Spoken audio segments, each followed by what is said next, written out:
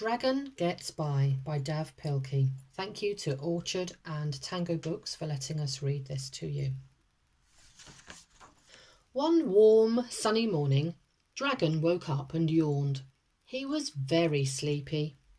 And whenever Dragon woke up sleepy, he did everything wrong. First, he read an egg and fried the morning newspaper.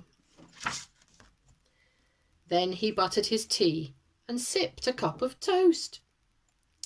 Finally, Dragon opened the door to see the day. But Dragon did not see the sun. He did not see the trees or the hills or the flowers or the sky. He saw only shadows. "It must still be night time," said Dragon. So he went back to bed. What a silly dragon. Oh my, now what is he doing? Can you see what he's doing with the lawnmower and his carpet? Chapter 2. Housework.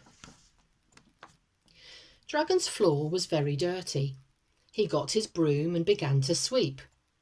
When he had finished sweeping, the floor was still dirty. So Dragon swept again, and there was still dirt everywhere.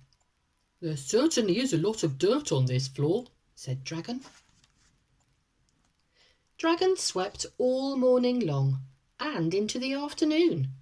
He carried out wheelbarrows filled with earth. All of his sweeping left a very big hole in his floor. Finally, the post mouse came by. She looked at all the dirt outside the house. She looked at the big hole inside the house. "What's going on in here?" asked the post mouse. "I'm sweeping my floor," said Dragon. "It is very dirty." "But you have an earth floor," said the post mouse. "It is made of earth." Dragon looked at the hole he had swept and scratched his big head.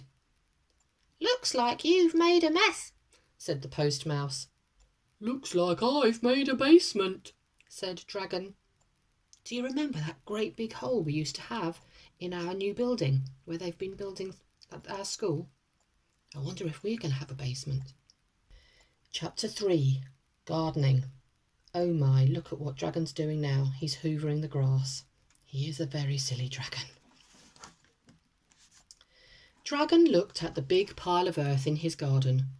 "What am I going to do with all this earth?" he wondered. He got a shovel and dug a big, deep hole. Then he scooped the earth into the hole. "Well, that takes care of that," said Dragon. "Now where did this come from?" Silly thing. Chapter 4. Shopping. Dragon looked in his cupboard, but there was no food at all. "The cupboard is bare," said Dragon. "Time to go shopping." Dragon got into his car and drove. The food shop was at the top of a hill. It was a very steep drive. Dragon loved to go shopping. He was a very wise shopper. He bought food only from the 5 basic food groups. He bought cheese curls from the dairy group. He bought donuts from the bread group. He bought ketchup from the fruit and vegetable group. He bought pork rinds from the meat group.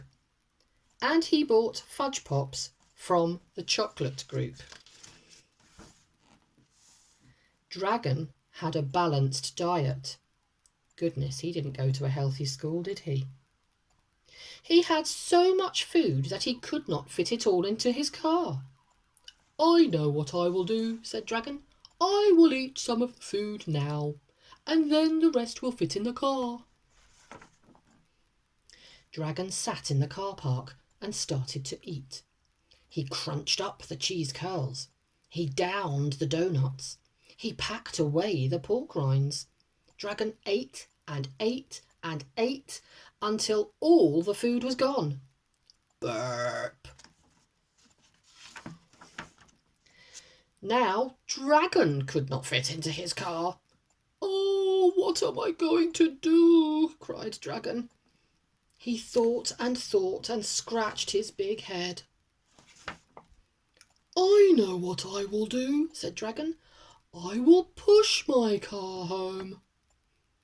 So Dragon pushed his car down the hill. The car began to roll faster and faster. Oh, and faster and faster. Finally, Dragon's car came to a stop right in front of his house. All the excitement had made Dragon very hungry. He went into his kitchen and looked in the cupboard. There was no food at all. The cupboard is bare, said Dragon. Time to go shopping. Goodness me. Chapter 5. Good night, Dragon. It had been a long, busy day, and now it was bedtime. Dragon was very sleepy. So he brushed his head and combed his teeth. He watered his bed, crawled into his plants, and fell fast asleep. Night, night, Dragon. I hope you enjoyed this story.